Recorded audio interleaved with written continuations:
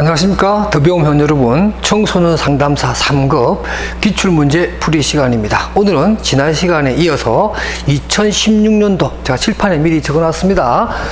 청소년 상담사 3급 2016년도 3월에 있었던 14회차 시험 문제 유형은 A형으로 하고요. 오늘은 두 번째 과목인 집단 상담의 기초에 대해서 풀이하도록 하겠습니다. 여러분 원고가 준비되셨다면 31번 문제부터 풀이하도록 하겠습니다. 자, 31번 문제.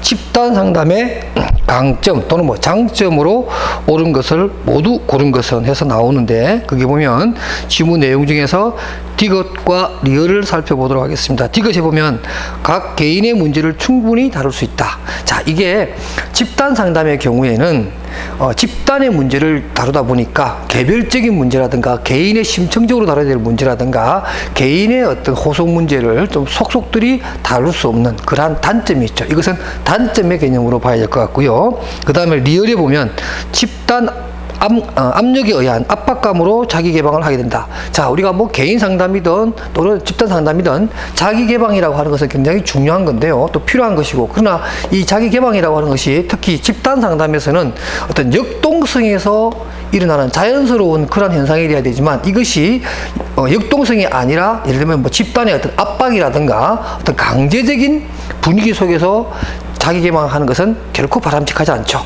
그런 면에서 리얼도 옳은 내용이 아니다 이렇게 보고요. 나머지 기억, 니은, 미음은 옳은 내용이니까 답은 2번이 되겠습니다. 그 다음에 32번입니다.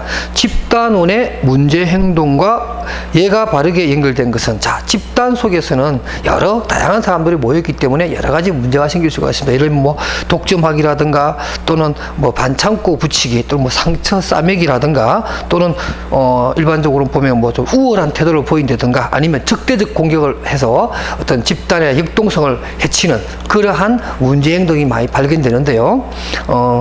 바르게 연결된 예를 한번 찾아보겠습니다. 1번 볼게요. 독점하기라고 하는 것이 있는데요. 그 내용에 보면 울지마, 울면 안 돼 이렇게 돼 있는데, 예를 들면 울지마, 울면 안 돼 이런 말은 일반적으로 집단 속에서 보여지는 문제 행동으로서 충고하기에 해당되는 것이고요.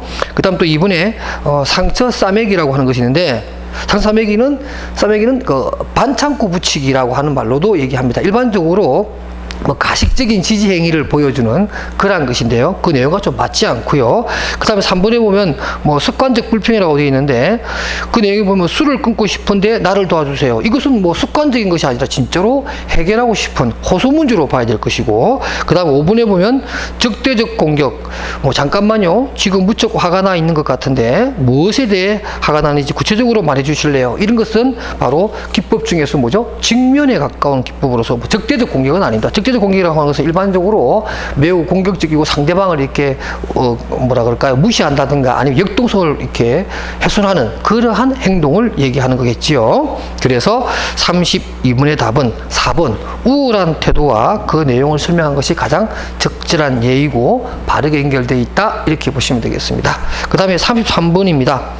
집단 상담을 준비하는 개별 면담 과정에서 집단 상담자의 임무에 해당되는 것을 모두 고른 것은, 자, 집단 상담입니다만은 지문의 내용에서 뭐라고 했어요? 준비하는 이라고 하는 단어를 잘 주목하시고요. 거기 보면은 기억, 집단 상담에 대한 이해를 도모하거나 또 발생 가능한 모든 문제를 파악해 본다든가 이런 것들은 준비 단계에서 우리가 충분히 다룰 수 있는 문제죠. 그러나 디귿 보세요.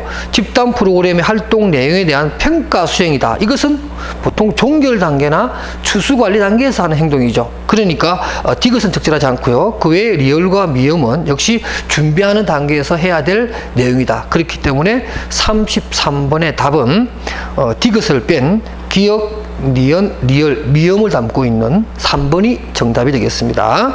그 다음에 34번입니다. 집단 과정에서 나타나는 집단 상담자의 행동으로 옳은 것입니다. 자, 1번 자신의 감정을 자각하고 치료적으로 표현한다.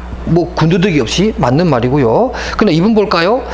모든 진술이나 행동에 언어적으로 다 반응을 한다.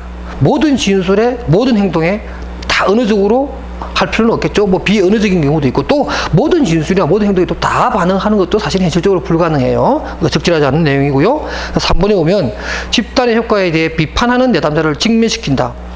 효과에 대해서 비판하는 뭐 있을 수 있어요. 비판하는데 그 내담자에게 직면시키는 것은 내담자에게 부담을 줄 뿐만 아니라 내담자에게 저항을 불러일으키는 또 부차적인 문제를 일으킬 수 있는 그러한 바람직하지 못한 행동이고요. 4번에 보면 개인적인 경험을 매번 노출한다.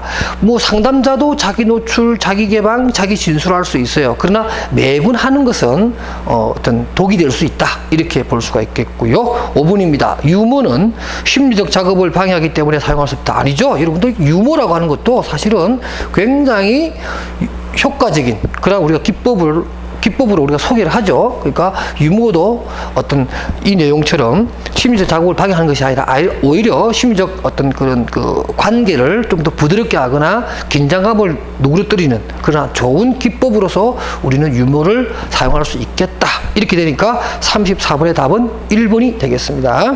그 다음 35번입니다. 다음은 집단원이 선정한 치료 요인 중 무엇에 관한 설명인가? 지문 내용을 볼까요? 자신이 다른 사람에게 어떤 모습으로 인식되는지를 알게 되는 것. 다른 사람과의 관계, 대인관계에 관한 거겠죠? 그러한 대인관계가 어떻게 입력되는가에 관한 내용을 설명한 것입니다. 그 다음에 36번입니다. 집단 상담자가 지켜야 할 윤리에 관한 설명으로 옳지 않은 것을 모두 고른 것은 해서 자, 디귿을 한번 볼게요. 디귿에 보면 집단원이 치명적인 전염병을 앓고 있다는 것을 알았을 때 관계기관에 신고해야만 한다. 자, 우리가 상담자에게서 가장 강하게 요구되는 것은 바로 지급윤리, 그 중에서도 바로 뭐죠?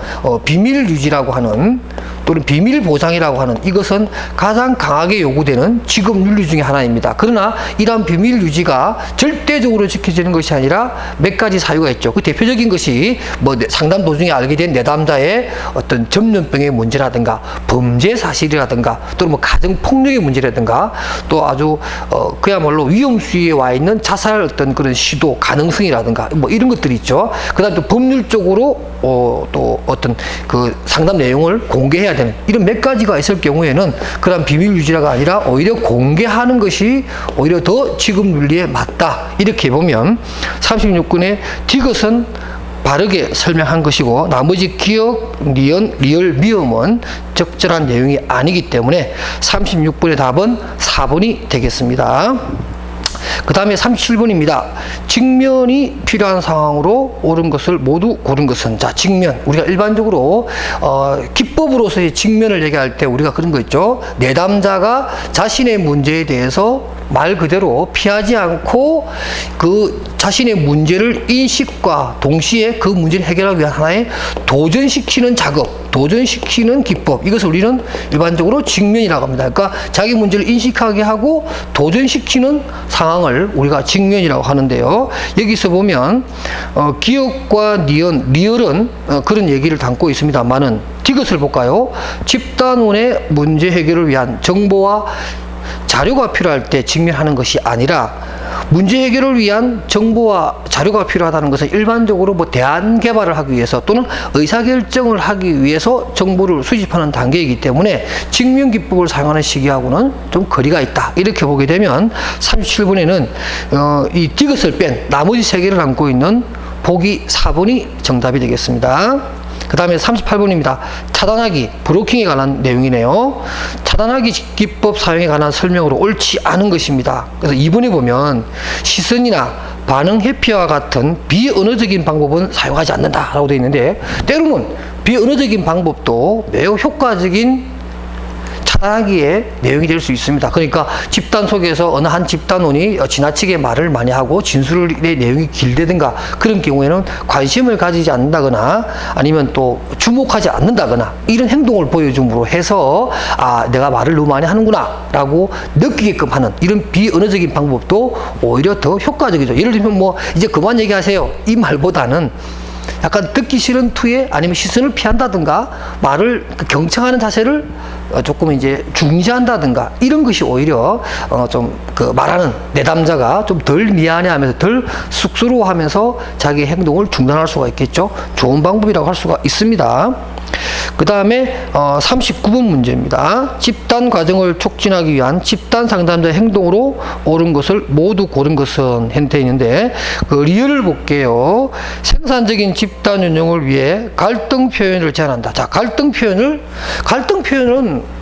드러나는 게 좋겠죠. 우리가 그런 문제를 풀려고 하는 거니까, 그죠? 자꾸 갈등을 덮어버리거나 저항 문제를 모른 척 한다거나 이것은 바람직하지 못하죠. 드러나는 갈등이 있다면 그 갈등을 우리가 일반적으로 집단 속에 던져 넣어서 역동성으로 그 문제를 풀려고 하는 노력, 이것이 바로 진정한 집단 상담의 어떤 과정이자 목적이기 때문에 생산적인 집단 운영을 위해 갈등 표현을 제한한다라고 하는 것은 결코 바람직하지 않습니다. 그 외에 기억, 니은, 딕을 미음의 4가지는 맞기 때문에 이를 포함하고 있는 보기 4번이 정답이라고 할 수가 있겠습니다.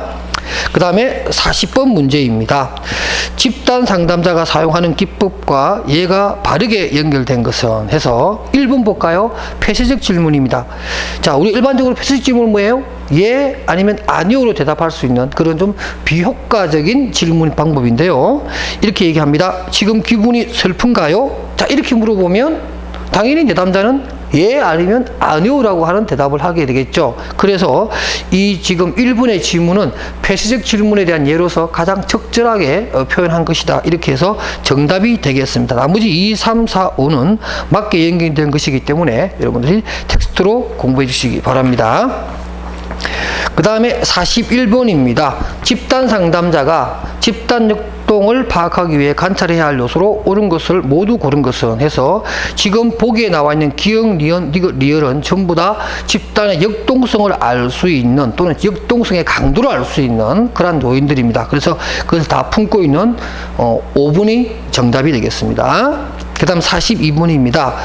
집단 상담에서 응집력을 응집력이 높을 때, 다시 말해서 역동성이 아주 높을 때에 나타나는 특성으로 옳은 것을 모두 고른 것은 해서 보면 리얼에 볼게요. 리얼에 보면 친한 사람에게만 배려한다. 이건 아니죠. 그러니까 역동성이 살게 되고 또 집단의 응집력이 높아진다라고 하는 것은 어떤 제한된 팀끼리라든가 일부 사람들끼리의 역동성이 아니라 참가자 모두가 서로를 자기 개방하고 서로의 감정 부분 것도 교류하면서 서로의 문제를 관심도 가지고 이해하고 이러한 어떤 바람직한 분위기를 얘기하는 겁니다. 그러니까 친한 사람에게만 배려하는 이 부분은 아직까지 상담 초기에 아직까지 전체 역동성이 다 달성되지 못한 그러한 경우에 예가 되겠고요. 나머지 기억, 니은, 딕을 미음은 일반적으로 아주 바람직한 역동성이 살아있을 때의 바람직한 모습을 보여주는 것이라고 하겠습니다. 그래서 42번의 답은 4번이 되겠습니다.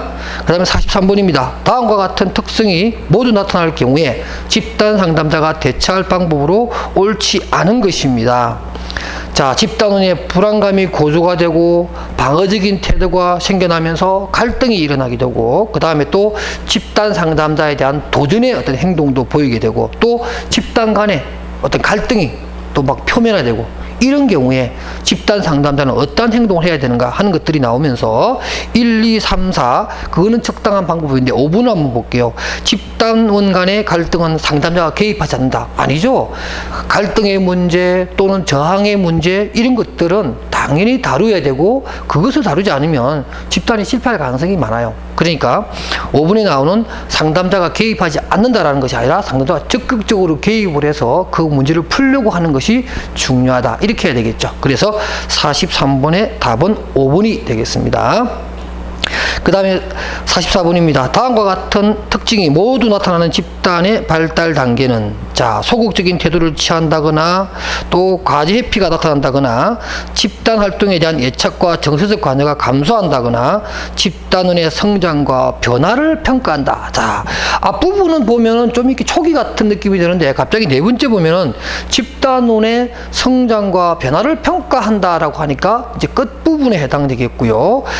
이것이 정답이 5번 종결 단계인데요. 일반적으로 어떤 문제가 다 풀어졌다고 판단되거나 아니면 자기 문제가 풀 수 없어졌다고 판단되는 경우에는 소극적인 태도를 보이기도 하고 또 과제를 달성하는 데 있어서 어려움을 겪게 되거나 그렇게 되면 과제를 회피하려고 하는 이런 것들 다 종결 단계에서 나오는 겁니다. 그러니까 회피하고 풀 수 없는 것은 종결을 하고 다음 분 또 집단 상담을 또 시작을 해서 문제를 푸는 방법도 좋은 방법이겠죠.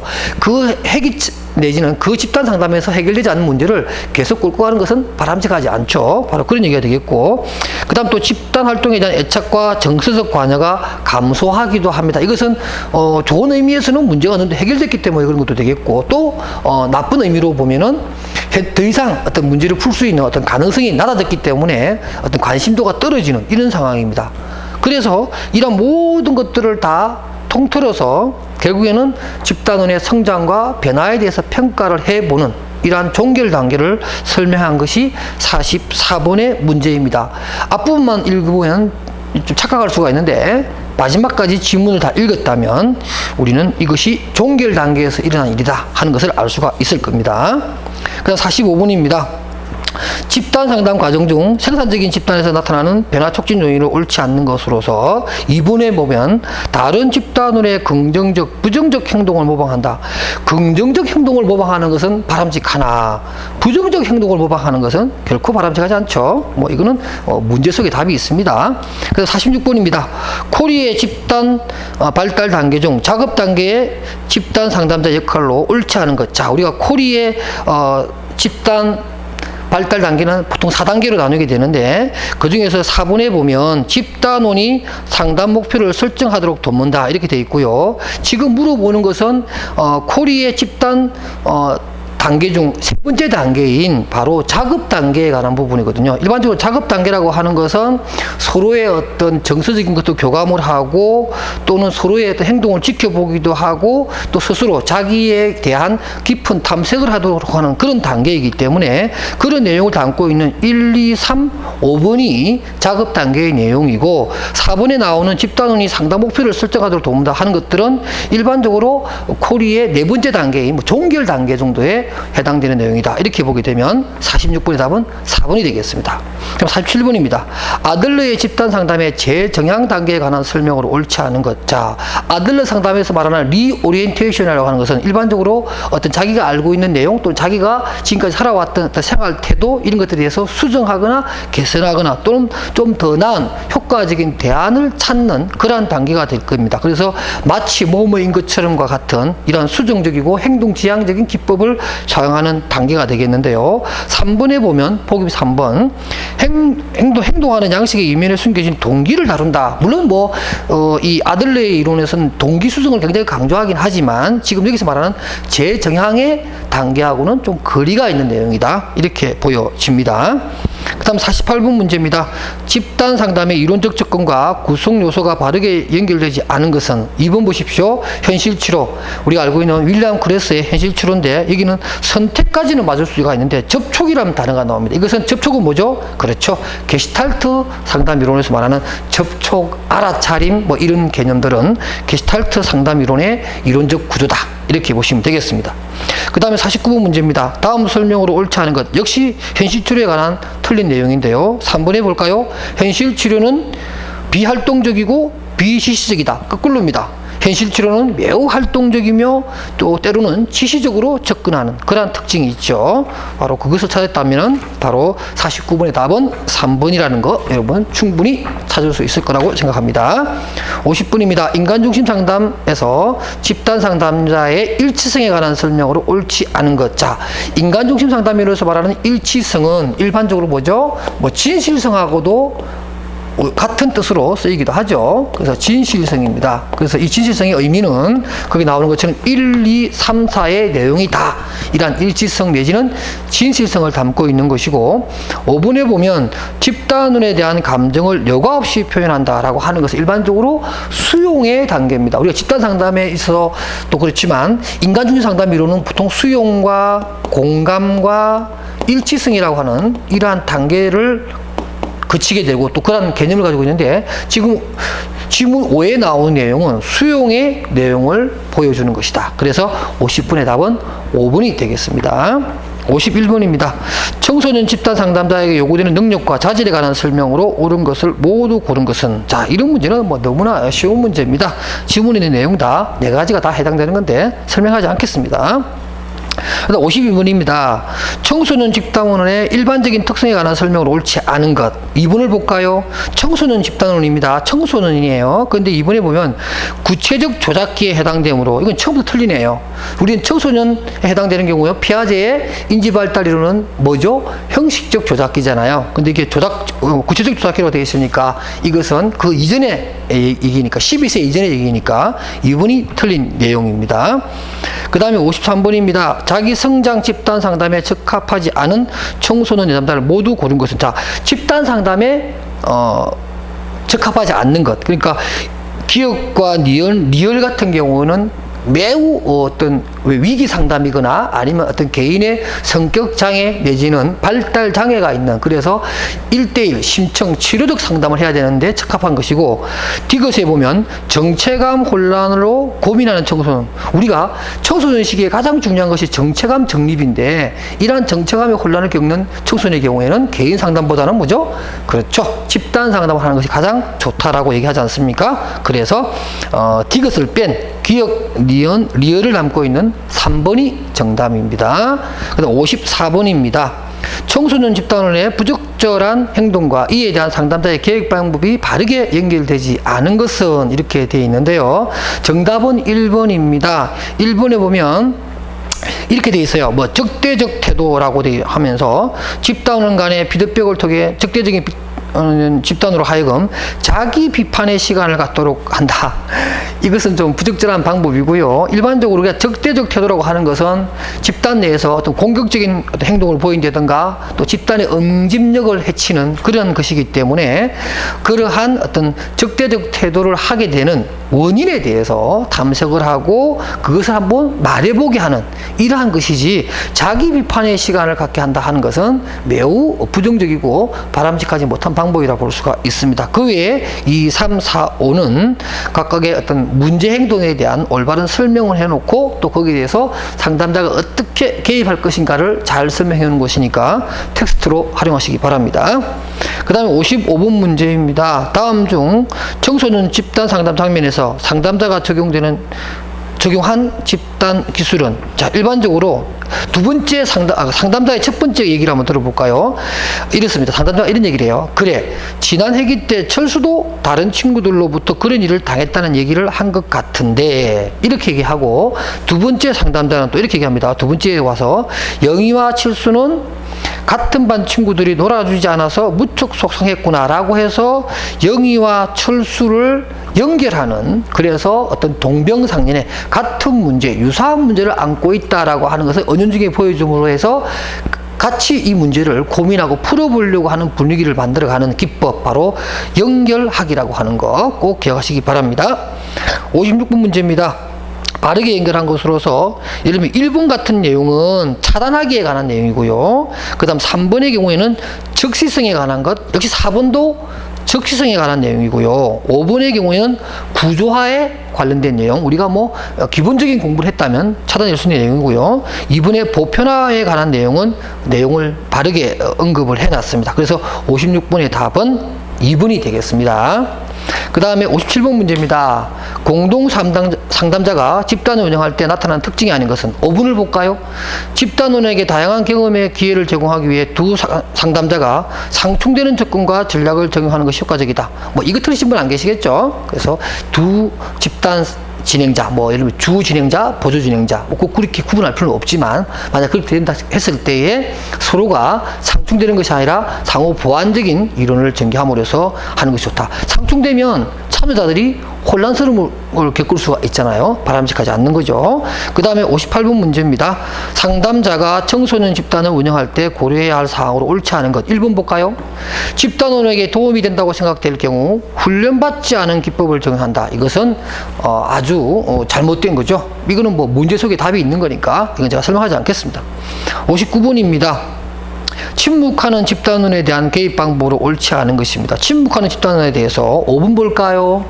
집단원이 집단 역동을 방해하지 않는 한 침묵을 다루지 아니한다. 자, 이 얘기 계속 언급하는데, 침묵의 문제, 갈등의 문제, 이것을 반드시 다루어야 되는 문제다. 제가 여러 번 말씀드렸죠. 그 얘기고요.